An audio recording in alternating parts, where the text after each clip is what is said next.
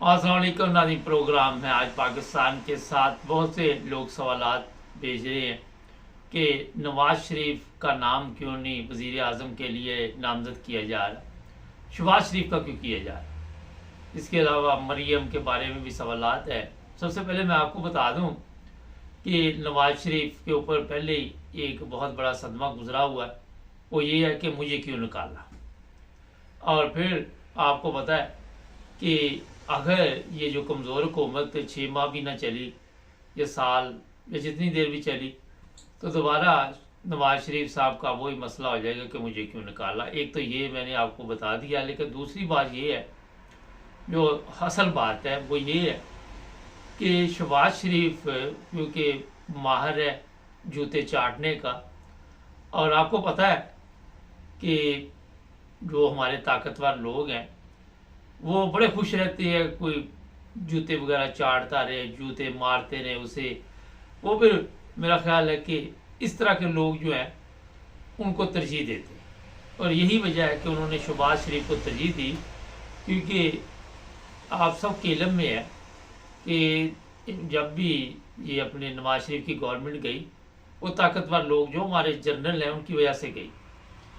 और एक और चीज़ आपको बता दूँ कि शहबाज शरीफ ने जो 18 माह उनके जूते चाटे, डिग्गी में गया डिग्गी में आया, तो वो कहते रही उससे वो काफ़ी खुश हुए।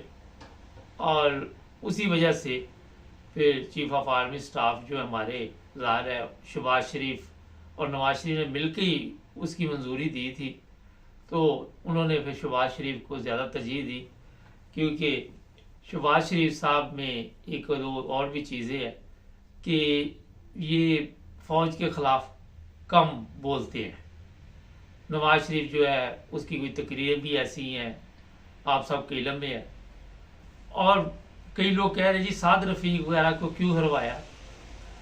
ऐसे लोगों को जिन्होंने फ़ौज के ख़िलाफ़ बयानात दिए हुए थे उनको सफाई कर दी, हारे हुए तो ये सारे ही हैं, मगर उन लोगों को जिता दिया जो खुशामदी थे, जो जिस तरह मैंने अभी आपको बताया कि जो उनके मुताबिक चलते हैं उन लोग।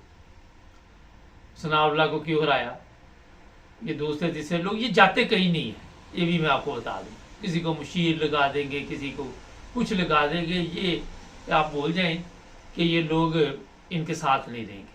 जिस तरह मरियम औरंगज़ेब साथ साथ फिरती है, इसी तरह ये लोग जो है साथ साथ किसी न किसी जगह पे इनसे मेरा ख्याल इनके कहा हुआ कि आप बेफिक्र है, हार भी गए तो कौन सी बात है, पार्लियामेंट हमारे कंट्रोल में है, पंजाब हमारे कंट्रोल में, आपने जिसको मरवाना हो, जिसको कत्ल करवाना हो, जिसको नंगा करना हो, आपने मरियम को बस बता देना, वो बड़ी माहिर है इन चीज़ों की, नंगा करने की मार है आपको, ये तो आपको मारना पड़ेगा। ये कैप्टन सफदर ने भी जो अपना वाक़या वो बताया था उसमें बताया उसने ये। अच्छा खैर, बात कहीं से कहीं निकल जाती है। फिर आप सबको पता है कि जिस तरह मरियम के बारे में खबर आ रही है, इस वक्त नामजद कर दिया गया है पंजाब के वज़ीर आला के लिए। पंजाब के वज़ीर आला के लिए मरियम को नामजद करके ये नून लीग के मुंह पे चपेट मारी गई है कि आप में से किसी की औकात नहीं है, किसी की ये औकात नहीं है कि आप में से हम किसी को वज़ीर बनाएं। ये हमारे जो लोग बैठेंगे, हमारे ख़ानदान के लोग बैठेंगे, बाहर से किसी को हम नहीं लेके आएंगे। मरकज़ में मैं खुद बैठूंगा। आपको याद होगा एक वक्त था कि मरकज़ में नवाज शरीफ था और पंजाब में शहबाज शरीफ था। तो जनाब इस तरह आपको पता चल चुका होगा कि अवाम की औकात तो इनकी नज़र में दो कौड़ी की नहीं, मगर जो इनकी टीम के लोग हैं उनकी औकात भी दो कौड़ी की नहीं। उनमें से किसी पे इनको एतमाद नहीं है कि क्या हो जाए, और किसी के ऊपर ये भरोसा नहीं करना चाहते। फिर सवाल आ रहा है कि जरदारी साहब सदर पाकिस्तान बनेंगे। सदर पाकिस्तान जरदारी साहब मेरा ख्याल है बन सकते हैं, कोई इतना बड़ा मसला नहीं है। और कुछ ऐसे पत्ते जरदारी साहब अपने हाथ में रखेंगे कि इनको झटके देते रहेंगे, कभी कहीं से झटका चलेगा, कभी कहीं से झटका चलेगा, और तरीका वारदात वही ढूंढा गया है जो पहले था। इसमें आप सबको पता होना चाहिए कि जुल्म इनके ज़रिए करवाया जाएगा, ताकतवर लोग ही पीछे बैठे रहेंगे। ये जितना कुछ हुआ 18-20 माह में जो गवर्नमेंट का दौरानिया था, उसमें जो जुल्म किया गया वो नून लीग के जरिए करवाया गया और नून लीग ने किया। पीछे ताकतवर लोग बैठे हुए थे, डायरेक्ट लोग कहते ये फौज के लोग पीछे बैठे हुए हैं, आप इसमें कोई छुपाने वाली बात तो नहीं है। मगर पीपल्स पार्टी पे नहीं इतना बड़ा कोई मसला बना कि ये जो लोग हैं इन्होंने जुल्म किया इन्होंने उनके जरिए करवाया। जब आपको इस तरह के जाहल मिले हुए हैं, और आपको ये भी पता होना चाहिए कि मरियम हो या शहबाज शरीफ हो, टीम वही है। और मैंने आपको बड़ी देर पहले बता दिया था कि अपनी मर्जी की टीम जो लाएंगे उसमें ये लोग इनको ज़्यादा खुश रख सकती है। मरियम ज़ाहिर है उनको जो चीज़ तोहफे में देती है, उसके बाद उन्होंने भी जो हमारे चीफ ऑफ आर्मी स्टाफ है उन्होंने ज़ाहिर है इनको भी खुश करना है, उन्होंने दोनों के एक दूसरे को खुश करके चलना है ना। तो अंदाज़ा लगाएं कि आज फैमिली बिजनेस जो चल रहा था वो आगे चल रहा है, उसमें दूसरे लोगों को हिस्सा नहीं डालने दिया जा रहा।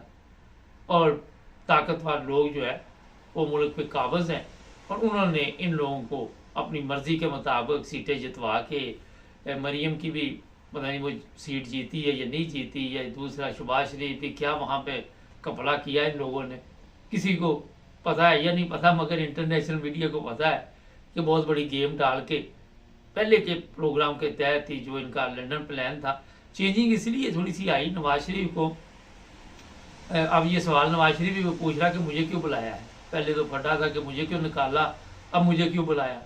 लेकिन गवर्नमेंट नवाज शरीफ के पास रहे या शहबाज शरीफ के पास रहे, जो भी प्रोग्राम जुल्म की दास्तान चलने वाली है, ये दोनों भाई मिलकर, पूरी फैमिली मिलकर ही पूरे पाकिस्तान के सिस्टम को, एक ताकतवर बंदा इन्होंने अपनी मंजूरी के साथ उधर बैठा दिया, एक इधर बैठा दिया, एक उधर, 3 बंदे इस वक्त ताकतवर जगह पे बैठे हुए हैं। बाकी आप खुद भी पहुंच जाया करें, सोच लिया करें। तो अब जो सेंटर है उसमें ये खुद खेलेंगे। साइडों पे 3 पिल जो हैं बड़े इन्होंने मजबूत है। एक तरफ चीफ ऑफ आर्मी स्टाफ है, मैं बता ही देता हूँ, इलेक्शन कमीशन है, फिर चीफ जस्टिस है। तो ये बाहर और सेंटर में ये खुद जो जुल्म का पहाड़ लोगों पे गिराना है, उसमें महंगाई होगी, मार कुटाई होगी, एक और लफ्ज़ में बोलना नहीं चाहता वो भी होगी। तो ये सारा कुछ जनाब मुकम्मल तौर पर जो नेटवर्क है इनका है वो कामयाब जा रहा है। आवाम 24 करोड़ क्यों फेल होगी, ये सवालिया निशान है। लोग ये कह रहे जनाब ये इमरान खान जेल में बैठ के जीत गया है, इमरान खान ने ये किया। ठीक है, लोगों के जहन बदल दिए हैं, मगर अभी तक बॉल इमरान खान के हाथ में नहीं आने दी इन्होंने। अभी तक गेंद जो है वो इमरान खान के पास नहीं है। और फिर जो अवाम है वो भी आप सब के इल्म में है कि जो हालत हमारी अवाम की बना दी गई है, जो मुल्क की बना दी गई है वो भी आपको पता है, जो अवाम की बना दी गई है वो भी आपको पता है, जो सहाफ़ियों की बना दी गई है वो भी आपको पता है। तो ये सारा कुछ जनाब अब कंट्रोल किया जाएगा।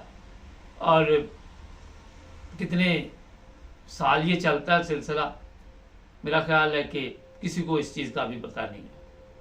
लोग कह रहे हैं इनकी गवर्नमेंट चली जाएगी। इनकी गवर्नमेंट जाने आने से कोई मसले हल नहीं होते। साल रहे, 6 माह रहे, 5 साल रहे, जो मसला है वो किसी और जगह पे। जब तक वो लोग होश के नाखन नहीं लेंगे उस वक्त तक पाकिस्तान तरक्की नहीं कर सकता।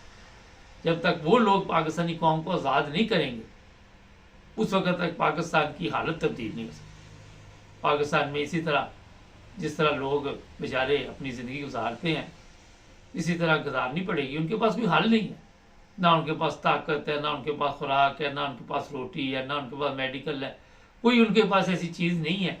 और अगर किसी के पास अकल है तो वो भी एक मुसीबत ही है कि सुबह से शाम तक उसकी अकल भी इन्हीं चक्रों में पड़ी रहती है।